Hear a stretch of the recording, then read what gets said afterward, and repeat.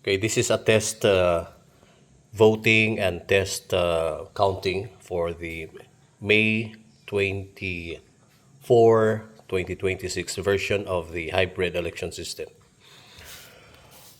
Now, meron tayong tatlong balota.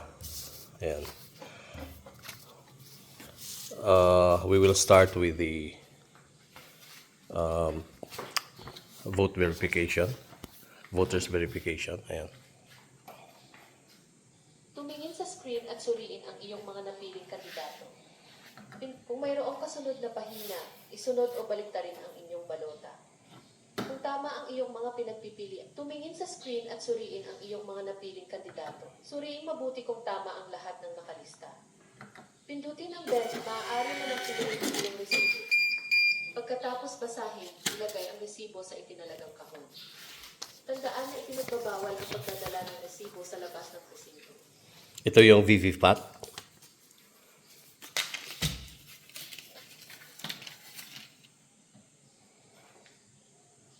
Tumingin sa screen at suriin ang iyong mga napiling. Kung mayroong kasunod na pahina, isunod o baliktarin ang inyong balota. Kung tama ang iyong mga pinagpipilian, tumingin sa screen at suriin ang iyong mga napiling kandidato. Suriin mabuti kung tama ang lahat ng nakalista. Pindutin, maaari mo nang kunin ang iyong resibo. Pagkatapos basahin, Second ilagay ang VVPAT. resibo sa itinalagang kahon. Tandaan na ipinagbabawal ang pagdadala ng resibo sa labas ng presinto.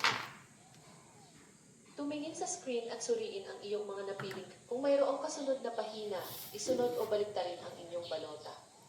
Kung tama ang iyong mga pinagpipilian, tumingin sa screen at suriin ang iyong mga napiling kandidato. Suriin mabuti kung tama ang lahat ng nakalista.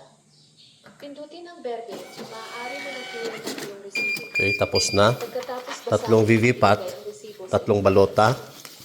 Now, tandaan na ipinagbabawal pwede na natin isara ang sa labas ng presinto. poll.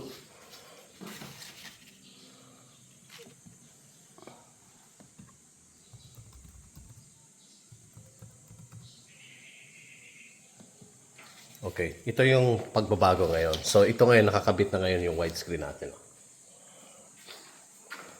Ayan. So, meron tayong tatlong hati sa window kung saan ito ngayon yung during the counting, kasi counting na tayo ngayon.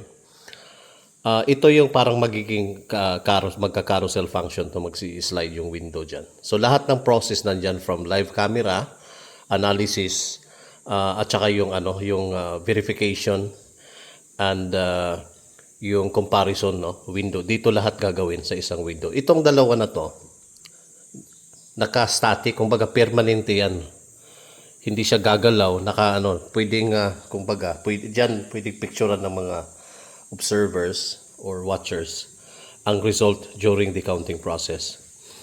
So, pinagkasya namin, the reason why number lang yung nakikita nyo kasi pwedeng mag-accommodate ng 200 to 300 vote candidates yan at the same time.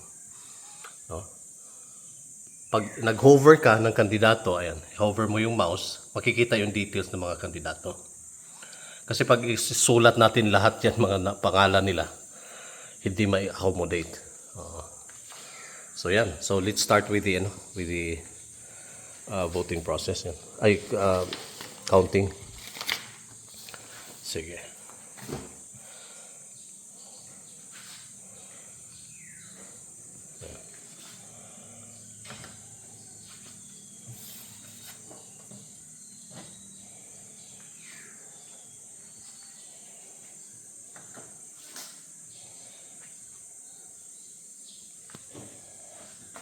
Sige.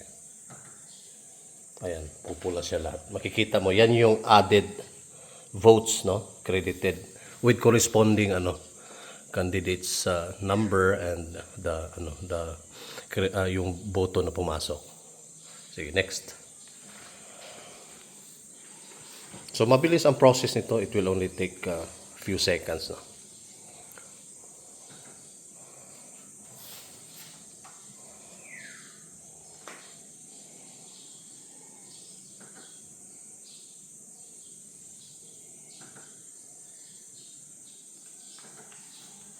Ayan. Pumula. Added. New added votes.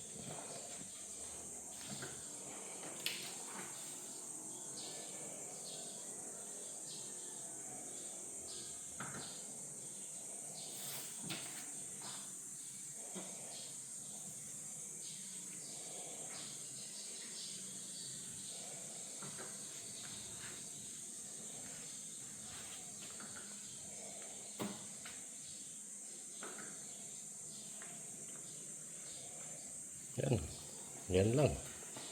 Yan, sasara na natin ngayon. Itatransmit na natin. No? At saka at the same time, magpiprint na tayo ng ER. Yan. O, ER ka. Ang ER, you can print as many as you want. Kahit 10, 20, hanggang 50, 100. Yan. Yan yung ER.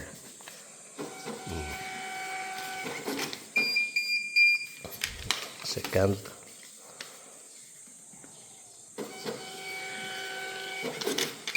So, third. So, again, meron tayong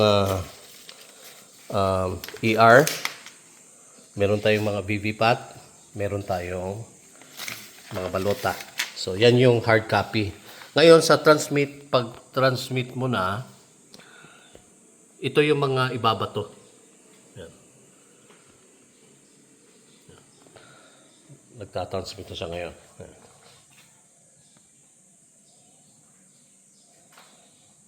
Which goes to the second process, yung transmission.